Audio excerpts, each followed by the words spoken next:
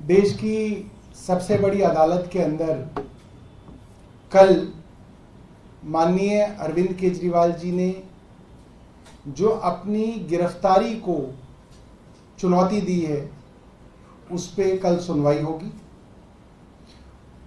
उस मामले में कल अरविंद केजरीवाल जी ने अपना पक्ष अपने हलफनामे के जरिए माननीय उच्चतम न्यायालय के सामने रखा। उसकी कुछ मुख्य बातों के बारे में मैं आपको बताना चाहता हूं।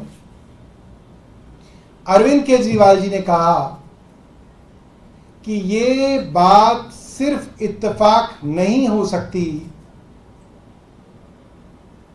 कि जब देश के अंदर देश के सबसे बड़े चुनाव हैं, संसद के चुनाव हैं, प्रधानमंत्री को चुनने का चुनाव हो रहा है, चुनाव आयोग द्वारा आचार संहिता की घोषणा की जा चुकी है, उसके 5 दिन के अंतराल में देश की मुख्य राष्ट्रीय विपक्षी दल के राष्ट्रीय अध्यक्ष अरविंद केजरीवाल जी को एक झूठे मुकदमे में गिरफ्तार किया। ईडी और सीबीआई इस मामले में करीबन 2 साल से जांच कर रही है। 2 साल बहुत होते हैं। 2 साल की जांच में इनके पास कोई ऐसा सबूत नहीं है जिसमें अरविंद केजरीवाल के खिलाफ कोई साक्ष्य हो। ईडी और सीबीआई के विषय में अरविंद केजरीवाल जी ने लिखा है, कहा है, ईडी और सीबीआई जांच एजेंसी हैं, इन्वेस्टिगेटिंग एजेंसी है। इन्वेस्टिगेटिंग एजेंसी का क्या मतलब होता है, क्या सिद्धांत होता है?